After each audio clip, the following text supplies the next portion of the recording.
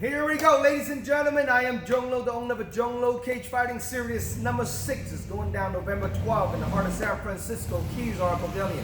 We have Ciaran Saunders. It's a Zhong Cage Fighting Series veteran making his return and fighting for the amateur bantamweight belt, 135 pound, against another undefeated guy, Felix. Can't pronounce his last name. I apologize on that. He's come from GF Club in Santa Rosa. It's going to be two undefeated fighter. Somebody's going to go down, get the first loss. Now, Ciaran, let's introduce yourself to once again to all the fight fans out there, who you are, where you coming from. I am Ciaran Saunders. I'm fighting out of Bay Area Fight Academy in Hayward and Charles Gracie San Mateo. I am currently 4-0 as an amateur at 135, and we're gonna get a crack at the belt.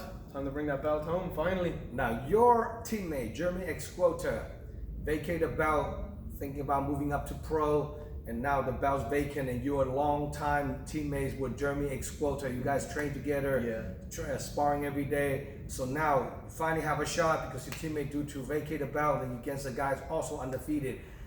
Tell us a little bit how you feel about this opportunity pop out. You finally can get fight for the belt. I mean, yeah, it's great. I'm finally glad that I can fight for the belt.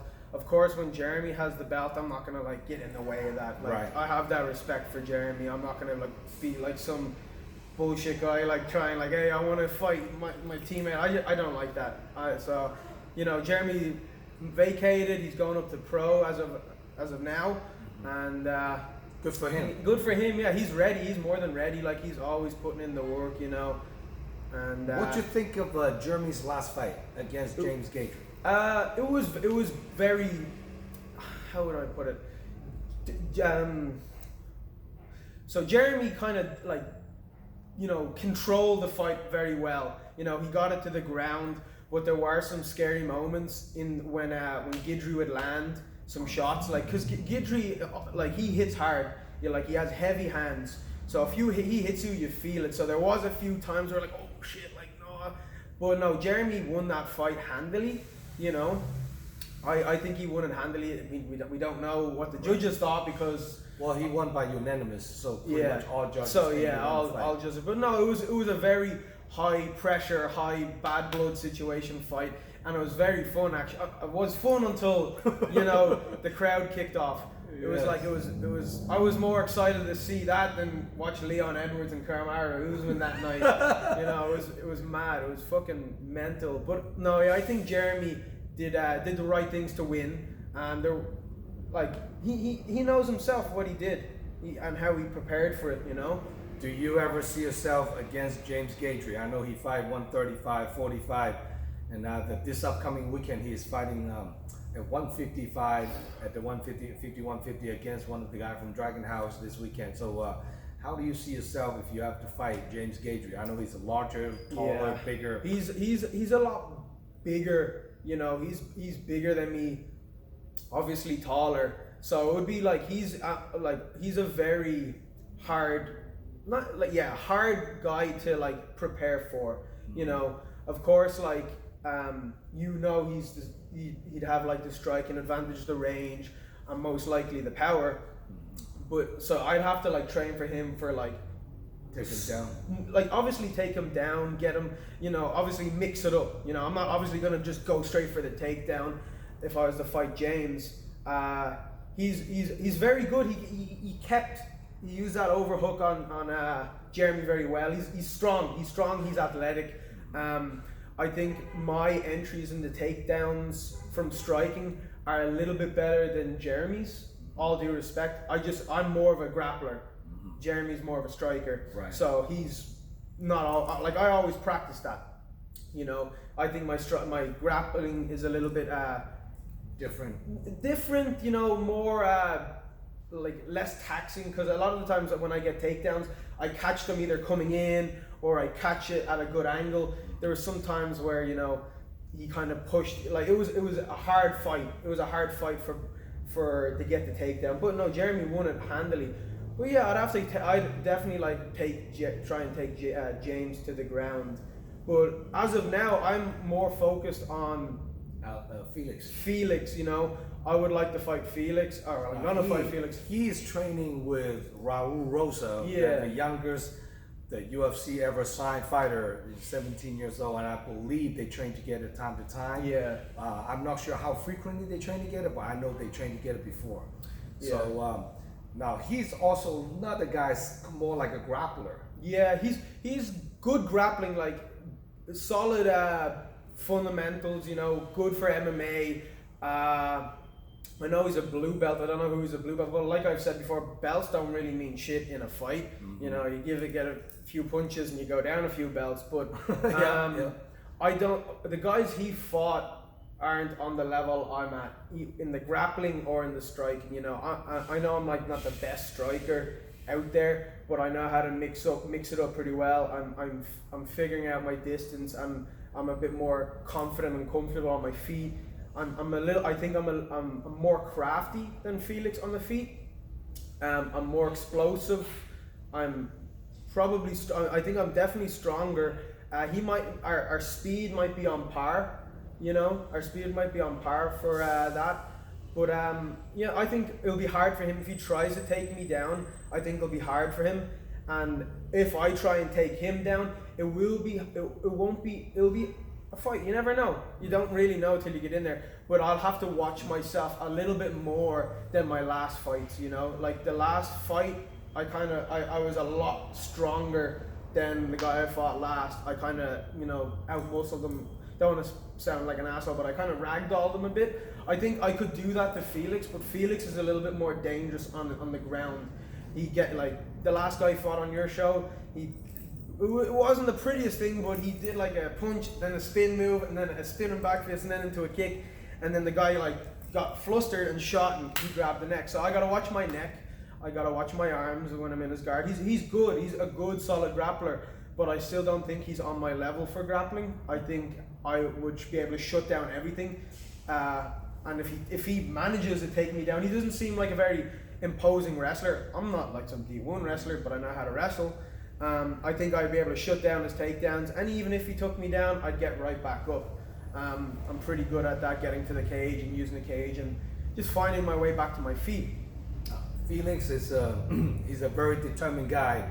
We have a talk with him. He's like, how can I do to coming into this fight without shin guards and then do a 3-minute round? And I said, well, the only way you do that, you have to have a 3 fights. Yeah. And so he's like, okay, I'm gonna book a fight which arrange like 30 days prior to your event, so we don't get suspended. So he actually booked an amateur fight at 51-50 just so he can get the 3 fights, so he can fight you without shin guard, without everything.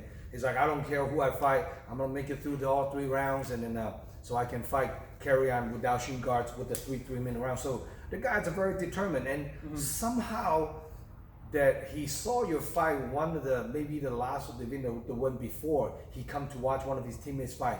He just have eyes on you. Oh yeah. He's like, I want to fight that guy. That guy's really good. So, and I finally be able to put this fight together. At the time, he didn't even make the amateur debut yet. I'm like, no, you gotta get a few fights before you fight this guy. So he's like, I'm hurry up. So he fought on my last event the week after. He took another short notice fight. So now he's taking another fight this weekend so he can fight you for the November 12th for the belt. Yeah. The guy have a lot of determination, so I have to respect for that. You know, so it looks like you out preparing everywhere, so I can't wait to watch this fight. It's gonna go down. And by the way, you are gonna be the main event. Yeah, I know. Of course, so, you know, all the Irish crowds gonna coming in, and hopefully everyone have a good sportsmanship.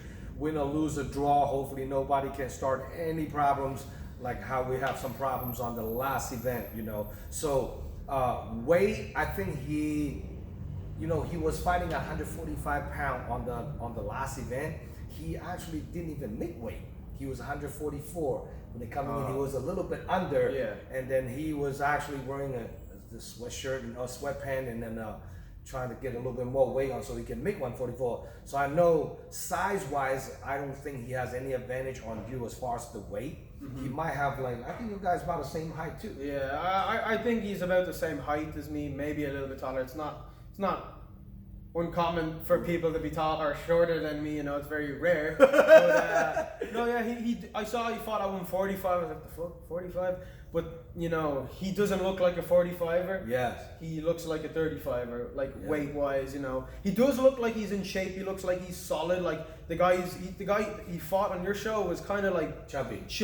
Yeah. And then fucking Krusty the Clown he fought over at the last time where the guy came out with a Superman back downwards fist. I think it was 51-50 or something. Yeah. It was his most recent fight. I don't know. That's back to where the people they aren't on my level who he's fought. I don't know where they found that guy with the colored hair. I don't know where they found him. That show was on SF Combat. Oh, okay. Yeah. They have a lot of garage style fighters that just showed up and they can fight. Yeah. Now, again, if people want to get a hold of you or carry on to watching you fight, how can people contact you? You can go to my Instagram, Ciaran Saunders, or Ciaran_Saunders_MMA, or my Facebook, just find me, Ciaran Saunders. Maybe call my gyms if you're interested.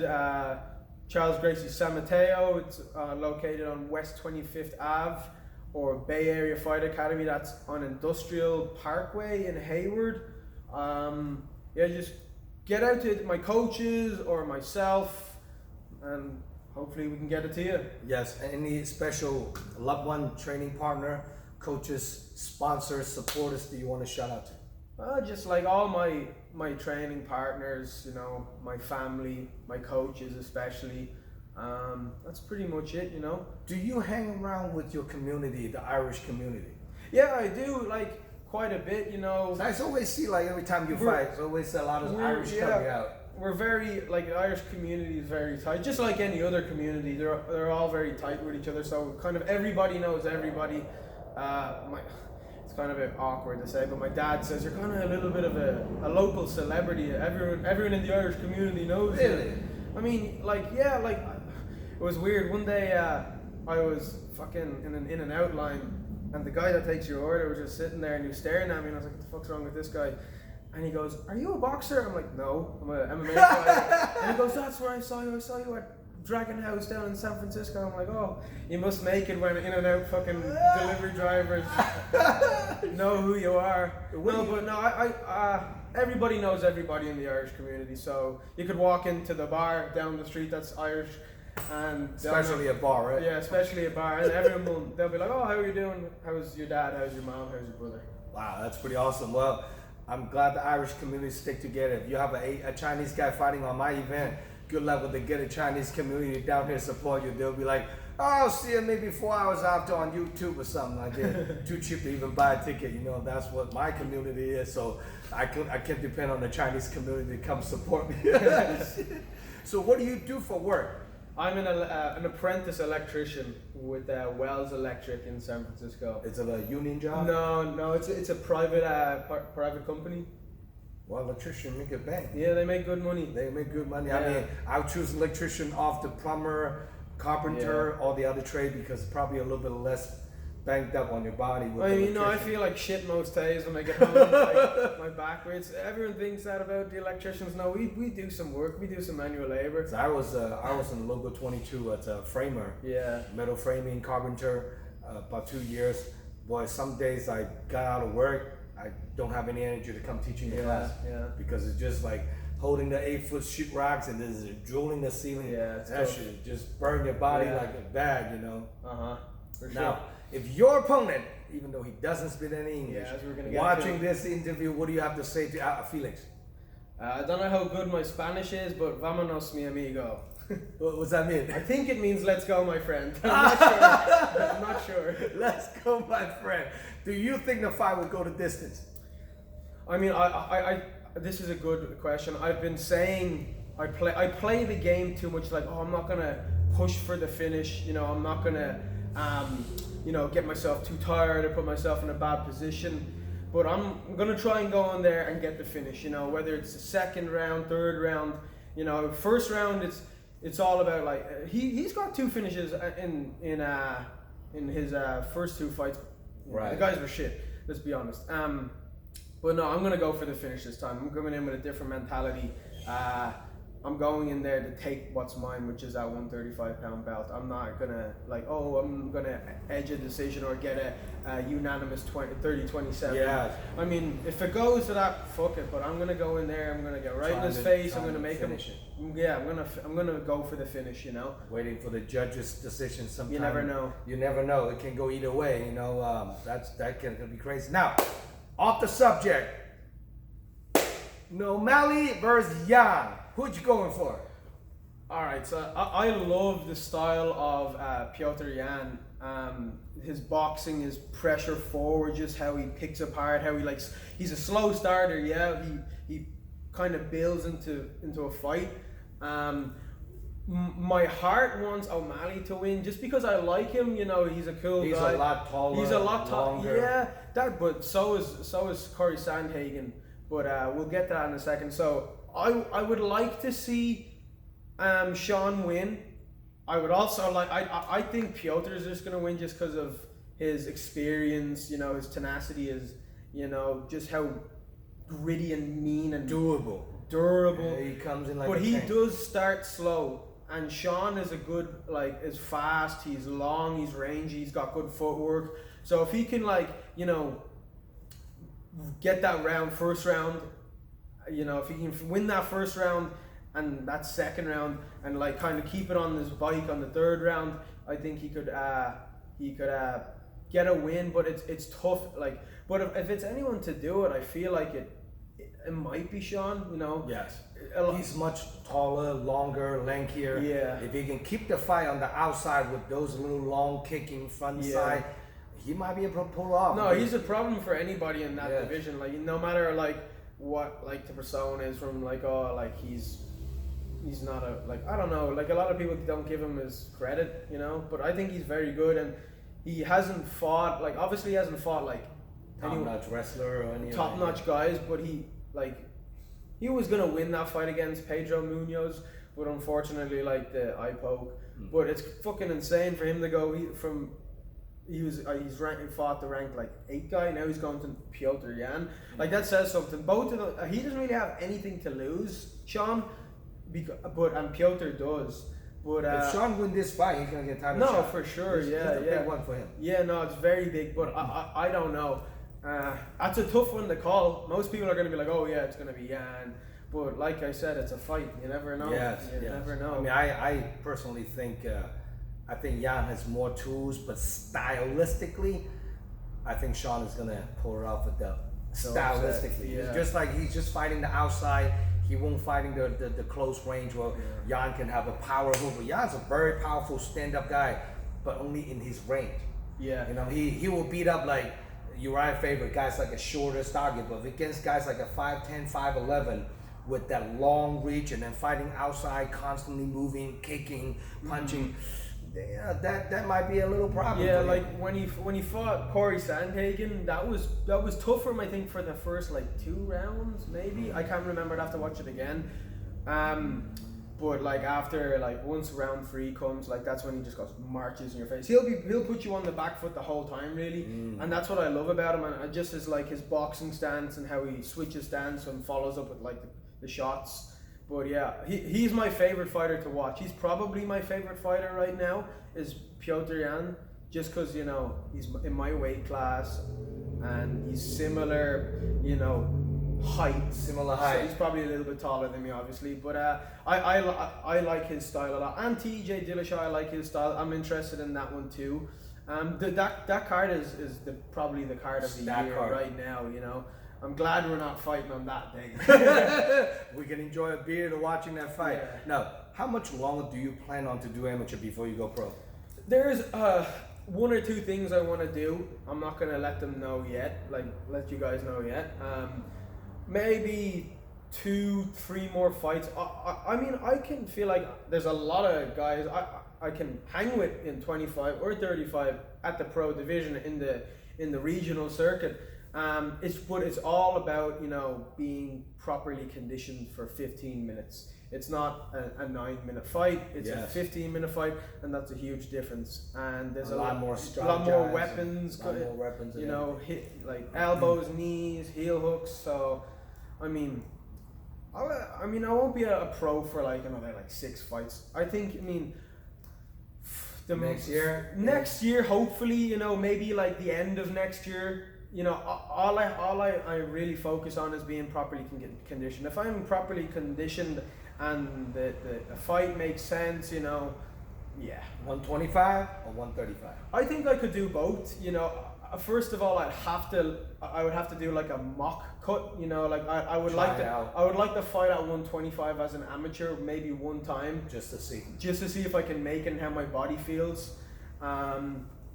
You know, I would probably take a few months of like proper diet. You know, and I walk around at about 155 pounds. God damn. Yeah, I'm a little fat fuck. No, I'm put together. No, but I walk around 150, 155. So I mean, it's not like a huge cut to 135. It's not bad. I'm not like solid muscle of 155 pounds. But 25 is definitely like I'd probably have to like get my diet down, like a lifestyle change, and go to 120, 145, just to like walk around the 145 to make 125, you know, because I don't do like the crazy weight cuts like 15 pounds, 10 pounds in a week, you know. I the day before the fight I cut like 5 pounds, 5 to 7 pounds, and that's it.